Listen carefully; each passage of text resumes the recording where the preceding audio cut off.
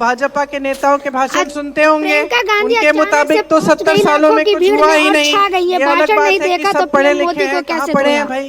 किन्होंने पाठशालाएं बनाई, किन्होंने कॉलेज बनाए जिनमें ये पढ़े, किन्होंने इनकी डिग्रियां दी, जहां जहां इन्होंने रोजगार किया, वो कंपनियां किसने बनाई? 70 सालों से हम आजाद हैं। सही बात, 70 सालों से हम आजाद हैं और इन 70 सालों में हमारी राजनीति आस्ते आस्ते बदलती जा रही है। आप सबको मालूम है कि आज जो देश में परिस्थितियां हैं, जो देश में राजनीति स्थापित हुई है, वो किस तरह की राजनीति है। और आप समझिए कि ये जो राजनीति आपने पूरे देश में लागू होने दी है, ये आप ही का इस्तेमाल कर रही है। ये धर्म की बातें, जाति की बातें चुनाव के समय जो उठाते हैं, वो चाहते हैं कि अपना स्वार्थ आपसे साधें। अगर आप इस बात को आज नहीं समझेंगे तो 5 साल और भुगत लो, 5 साल भुगत लो। अगर आप इस बात को ठीक तरह से समझ लेंगे और आप नेताओं से, राजनीतिक दलों से जवाबदेही मांगेंगे, आप विकास मांगेंगे, आपकी समस्याओं का हल मांगेंगे, तो आप भटक नहीं सकते। मैं इसलिए ये बात कह रही हूं क्योंकि 2 दिन पहले मैं मध्य प्रदेश में थी। मध्य प्रदेश में भाजपा की सरकार है। कितने सालों से चल रही है बहनों और भाइयों? 18 सालों से। 18 सालों से बार बार भाजपा को वोट दिया जा रहा है। जब मैं किसी के घर जाती हूँ, पूछती हूँ कि भाई क्यों दे रहे हो वोट? तुम्हारे घर में बिजली नहीं है, पानी नहीं है, सड़क की मरम्मत नहीं की, बेरोजगार बच्चे बैठे हुए हैं, पढ़ाई लिखाई करा दी, फीस भरा दी, मेहनत कर ली, लेकिन नौकरी नहीं मिल रही है, तो क्यों बार बार वोट दे रहे हो? तो जवाब ये मिलता है कि दीदी धर्म के आधार पर। तो धर्म के आधार पर जब वोट दे रहे हो तो नेता क्या सोच रहा है? चालाक होता है, सुन लो, होता है कि नहीं? मंच पे खड़े होके कह रही हूं, भाजपा के प्रदेशों में सिलेंडर का दाम कब होता है कम? जब चुनाव आता है। तब तक 1200-1400 तक ऊपर चढ़ गया, किसी ने कुछ नहीं कहा। चुनाव आने लगा, अचानक गिरा दिया 400-500। आपको सिलेंडर कितने में मिलता है? 500 में मिलता है। देखिए, आपको ना प्रदेश की सरकार ने केंद्र की नीतियों से बचा के रखा है।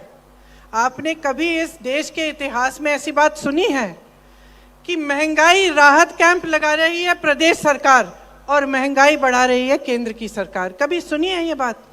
जहां इनके प्रदेश हैं वहां सबसे ज्यादा महंगाई, सबसे ज्यादा परेशानी, किसान भी परेशान है, वहां तो खाद की भी किल्लत है। नई चीज ये कि मोदी जी ने अपना स्टिकर चिपका दिया, उस पर अपनी फोटो उस पर चिपका दी, तो चुनाव आयोग ने बोला मध्य प्रदेश में अभी खाद का वितरण बंद करिए। बेचारा किसान रो रहा है, त्रस्त है, सीजन निकले जा रहा है, उसको खाद नहीं मिल रही है। क्योंकि इतने अक्लमंद है भाजपा के नेता कि चुनाव के समय खाद पर भी अपनी फोटो लगाना चाहते हैं। तो मैं सिर्फ आपसे एक सवाल करना चाहती हूं, आप किस तरह की राजनीति चाहते हैं अपने प्रदेश में? विकास की चाहते हैं? सीधी सी बात है। देखिए, अपना ध्यान केंद्रित करिए अर्जुन की तरह। जब अर्जुन को तीर मारनी थी, मछली की आंख से उनका ध्यान हटा नहीं। उसी तरह से आपका ध्यान अपने विकास, अपने भविष्य, अपने बच्चों के भविष्य, अपने रोजगार, अपनी शिक्षा की सुविधाएं, अपनी स्वास्थ्य की सुविधाओं से हटना नहीं चाहिए। मांगो तो विकास मांगो तो प्रगति और तरक्की मांगो, और मांगो तो अपने लिए अपना हक और अपना अधिकार मांगो। महिलाओं की 18 सालों से सरकार है मध्य प्रदेश में भाजपा की, लेकिन उनके लिए कोई स्कीम नहीं निकाली, उनकी राहत के लिए कोई स्कीम नहीं निकाली। महंगाई का सामना 18 सालों से कर रही हैं, गरीबी का सामना 18 सालों से कर रही हैं। घर में संकट है 18 सालों से। राहत कब दी? चुनाव के 2 महीने पहले। चुनाव के 2 महीने पहले एक स्कीम निकाली कि हम आपके खाते खोल दो, आपके खातों में हम पैसे डालेंगे, हर महीने डालना भी शुरू कर दिया चुनाव से पहले, ये सोच के कि जनता बेवकूफ है, ये सोच के कि महिलाओं को बेवकूफ बना सकते हैं। तो भाइयों और बहनों, इन बातों को बहुत गहराई से आपको समझना पड़ेगा, क्योंकि यही खेल आपके साथ खेला जा रहा है।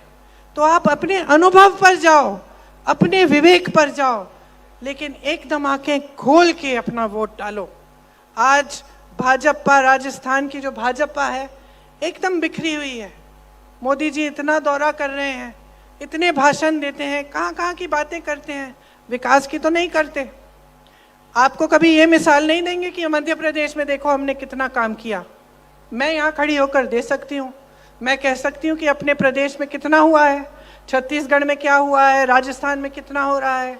वो नहीं कह सकते। वो कभी लाल, कभी पीली, कभी नीली डायरी की बात करते हैं कि नहीं? कहते हैं कि वैसी डायरी मिल गई। क्या खोज रहे थे वो? मुझे तो लगता है कि पूरे प्रदेश में ढूंढते ढूंढते वो तो अपना सीएम फेस ढूंढ रहे हैं, अपने सीएम का चेहरा ढूंढ रहे हैं, वही नहीं मिल रहा। आपने वो फोटो देखी है? मोदी जी की जीप में चल रहे हैं टोपी लगा के, और यूं दूरबीन से देख रहे हैं जंगलों में, यहीं आपके राजस्थान के जंगलों में कुछ ढूंढ रहे हैं, शायद मोर ढूंढ रहे हैं। दूरबीन भेज दें उन्हें, दूरबीन भेज देते हैं, अपना सीएम का चेहरा भी ढूंढ लें, क्या पता दूरबीन से देखें तो मिल जाए। जितने भी उनके बड़े बड़े नेता थे सबको परे कर दिया। राजस्थान आकर अपने नाम पर वोट मांग रहे हैं, ये नौबत हो चुकी है उनकी। अपने नाम पर वोट ऐसे मांग रहे हैं जैसे प्रधानमंत्री पद छोड़ के यहाँ आके सीएम बनेंगे। आपने शुरू में कहा कि इस धरती पर गर्व है, आपने शुरू में कहा इस देश पर, इस प्रदेश पर गर्व है। जोर से चिल्ला के बोले, गर्व है ना तो इसकी हिफाजत करो, गर्व है तो अपने अधिकारों को समझो। जब नेता खड़े होकर कहता है कि मैंने दिया, उसको समझाओ तुमने कुछ नहीं दिया, जनता ने तुम्हें दिया है, उसको जवाबदेह बनाओ। ये धर्म की बातें, जाति की बातें बहुत अच्छी बातें हैं, लेकिन जब वोट की बात है तो अपने काम की बात सुनो और उससे काम की बात मांगो, उसको जवाबदेह बनाओ।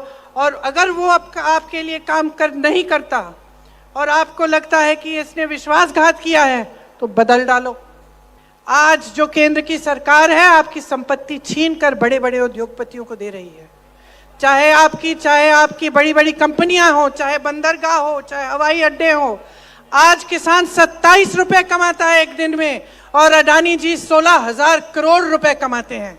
मोदी जी कहते हैं कि आपके पेंशन के लिए पैसे नहीं हैं। 16,000 करोड़ रुपए के 2 हवाई जहाज सिर्फ मोदी जी के हैं, सरकार ने उनके लिए खरीदे हैं और उन्हीं में घूमते हैं। 20,000 करोड़ का उन्होंने सुंदरीकरण किया है संसद भवन का। 70 साल पुराना था, उनको पसंद नहीं आया, लेकिन 70 साल से तो अच्छा खासा चल रहा था। 20,000 करोड़ खर्चे।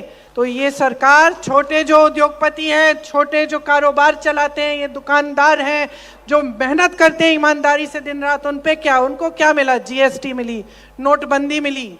आप लोग देशभक्त हो, सब देशभक्त हो, आप कतार में खड़े हो गए। तो बड़े बड़े उद्योगपतियों को सहारा, सहायता, कर्ज माफ, देश के बंदरगाह, देश के हवाई अड्डे, और आपके बारे में कौन सोचेगा?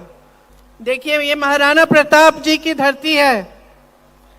उनके साथ गाड़िया लोहारों ने एक शपथ ली थी कि जब तक चित्तौड़गढ़ आजाद नहीं होगा तब तक किले में प्रवेश नहीं करेंगे।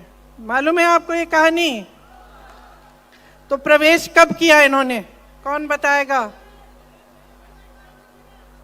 पंडित जवाहरलाल नेहरू ने माणिकलाल वर्मा जी के साथ किले में इनके साथ प्रवेश किया जब भारत आजाद हुआ तब।